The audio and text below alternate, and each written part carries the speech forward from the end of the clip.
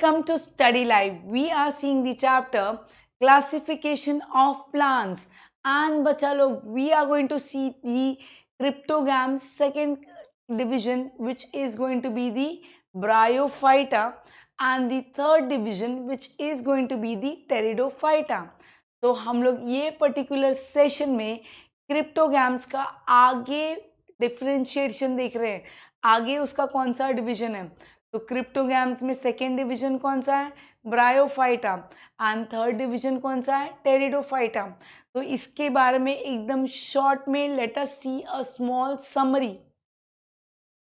When we say bryophyta, bryophyta मतलब कौन से प्लांट्स हैं? They are known as the amphibian plants. क्या बोलते हैं इनको? Amphibian plants.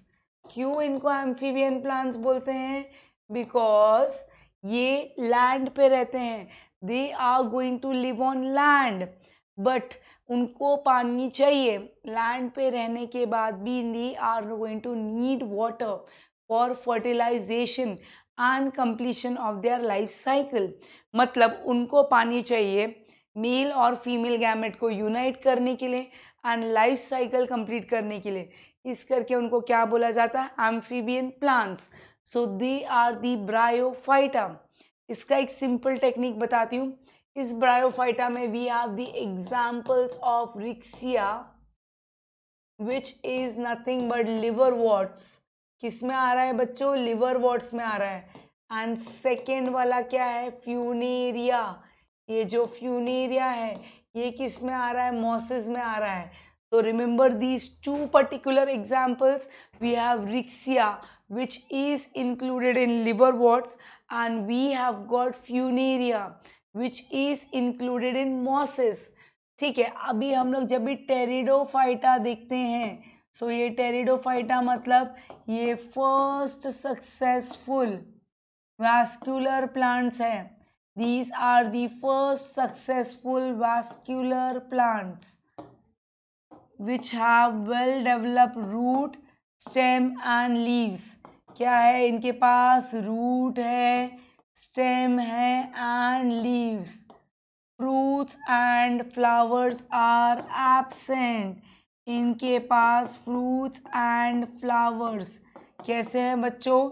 They are going to be absent. Fruits and flowers नहीं हैं, तो दे आर एब्सेंट. तो इनको जब भी हम लोग बोलते हैं वैस्कुलर प्लांट्स, तो इनमें क्या होता है बच्चों? जाइलम एंड फ्लोएम है. इनमें रूट है, स्टेम है, लीव्स है, बट इनमें फ्रूट्स एंड फ्लावर्स नहीं है. तो fruits and flowers are going to be absent. And when we see the examples of pteridophyta, we have a simple example to remember. So we can remember them as plains. कैसे याद रखोगे इसको बच्चों? Planes. Now ये planes का मतलब क्या है? पी से आएगा टेरिस, एल से क्या आएगा? लाइकोपोडियम, ए से क्या आएगा? Adiantum. This is called as adiantum. This is going to be nephrolepis. Nephrolepis. ये बहुत सारे सितम हुए हैं इस पे, इस करके it is equisetum. It is going to be equisetum. This is the equisetum. So we have over here equisetum. Then we have over here is Sella genila. So what a simple technique to remember the example. कैसे याद रखेंगे हम लोग इसको? Planes करके PLANES. Pteris, lycopodium, adiantum, nephrolepis, equisetum and Sella genila. So let's begin with Bryophyta. Bryophyta हमने बारिश के मौसम में देखा होगा, एक ग्रीन कलर की परत हर जगह पे दिखती है. गटर के आजू बाजू में, दीवार के कोने में, नीचे, हर जगह पे. उस पर पैर रख के देखो, एकदम पैर आपका फिसलेगा. It is because that green colour का lush green soft carpet like growth is nothing but this is the bryophyta. क्या है वो बच्चों? that is the bryophyta. कहाँ पे बनता है? It is found on the old wall, brick और ऑन दी रॉक, जो पुरानी दीवार है, या तो ईंट या तो पत्थर, उस पे जो भी हरी हरी परत है, a green colour layer, that is known as the bryophyta. तो ब्रायोफाइटा के बारे में क्या समझ में आता है? इनको बोला जाता है amphibians, amphibians of the plant kingdom. Because ये कहाँ पे ग्रो होते हैं? ये रहते हैं जमीन पे। They are going to live on land, but इनको क्या चाहिए होता है बच्चों?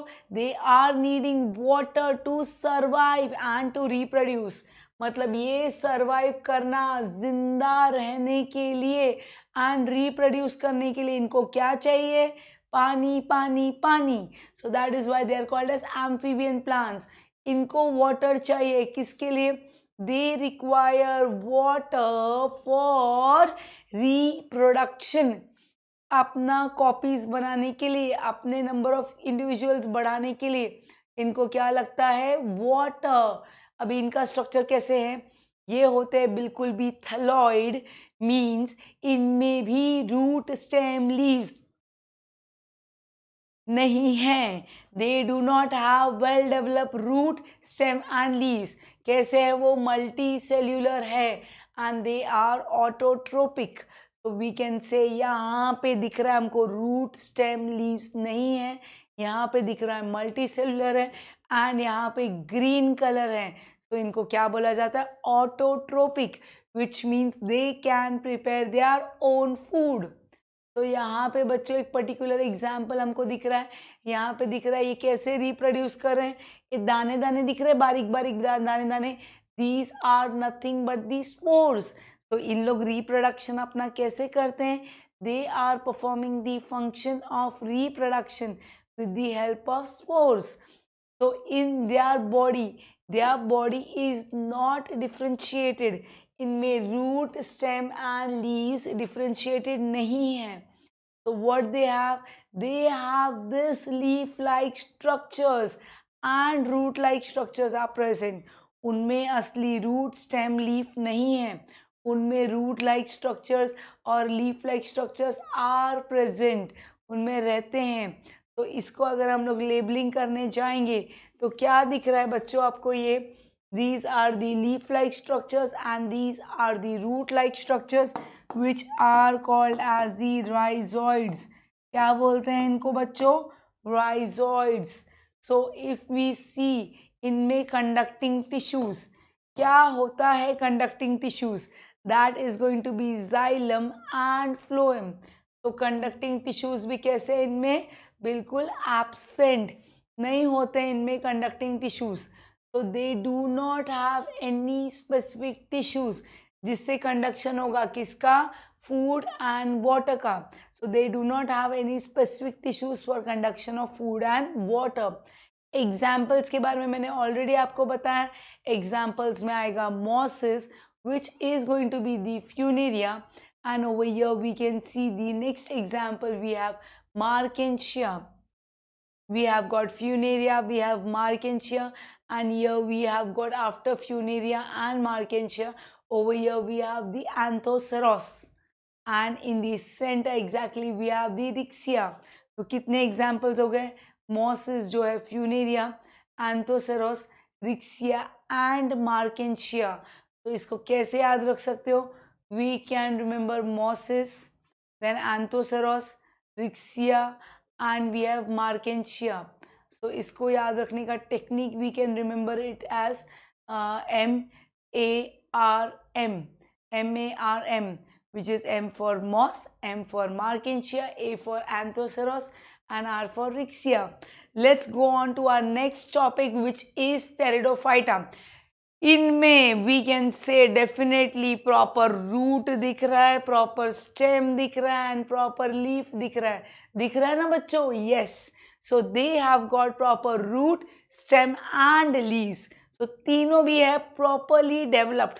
तो ये एक असली प्लांट है। सो इसमें ये क्या दिख रहा है बच्चों आपको? Root. This is going to be the root.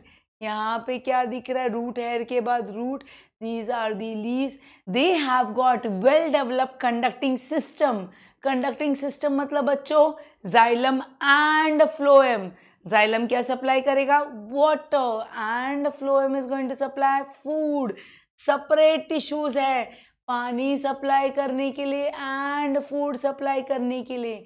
इनमें फ्लावर्स और फ्रूट्स नहीं होते, they do not bear flowers और फ्रूट्स। सो इन लोग कैसे रिप्रोड्यूस करते हैं बच्चों, ये दिख रहा है आपको, these are going to be the spores. So ये इनके पास फ्लावर्स और फ्रूट्स नहीं होते, so they are going to reproduce with the help of spores. वो स्पोर्स कहाँ पे होते हैं, इसका जवाब दो। तो क्या दिख रहा है आपको, these spores are going to be present on the back side। ये देखो, ये अगर पत्ता है, ठीक है, this is the leaf, this is going to be the back side which is the posterior surface of the leaves। so they are going to have spores which are present along the back side or posterior surface of their leaves। उनमें asexual reproduction कैसे हो रहा है, with the help of spores. So बच्चों जब भी asexual reproduction बोलते हैं तो उसमें गैमेट्स नहीं होते, बिकॉज एसेक्सुअल रिप्रोडक्शन का मतलब क्या होता है, एक ही पेरेंट। सेक्सुअल रिप्रोडक्शन बोलेंगे तो दो पेरेंट्स आते हैं, एक मेल और फीमेल। तो सेक्सुअल रिप्रोडक्शन में आता है मेल गैमेट, फीमेल गैमेट, तो वो सब आते हैं सेक्सुअल रिप्रोडक्शन में।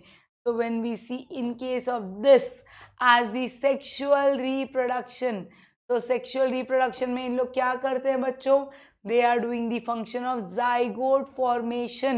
so ये क्या बना रहा है, मेल गैमेट जिसको क्या बोलते हैं, sperm। ये है फीमेल गैमेट जिसको क्या बोला जाता है, एग। इनका फ्यूजन होके क्या बन रहा है, जाइगोट। क्या बन रहा है, जाइगोट। एग्जाम्पल स्टेरिडोफाइटा का आपको पता है ना, यस आपको पता है, मैंने क्या ट्रिक बताया था, PLANES, planes, Pteris, Lycopodium, Adiantum, Nephrolepis, Equisetum and Selaginella. तो यहाँ पे दिख रहा है आपको Nephrolepis, Equisetum, then we have Selaginella, this is the Pteris, then we have your Lycopodium, यहाँ पे हमारे पास है Marsilea, and this is the final one which is going to be the adiantum। so you have a simple trick to remember this as planes, PLANES। so ये बंदा क्या सोच रहा है अब, what are you thinking, so you are thinking cryptogams में reproductive organs कैसे होते हैं बच्चों, हिडन, छुपे हुए। मैंने आपको फर्स्ट लाइन में बताया था ना, क्रिप्टोस मतलब हिडन, छुपा हुआ, एंड गैम्स मतलब मैरिज, इनमें शादी छुप छुप के होती है, that is their reproductive organs are concealed. तो यहाँ पे दिख रहा है एकदम, ये देखो सर्कल किया है, so their reproductive organs are present, but कैसे वो एकदम सिकुड़े हुए हैं, they are going to be concealed. So they are going to reproduce by spores। कैसे reproduce करेंगे, they are going to reproduce by spores। So with this we have completed on cryptogams का last two topics बचे थे हमारे, which is the bryophyta and pteridophyta। So with this we complete our topic on cryptogams। So for more videos you have to stay tuned with Study Life। Thank you।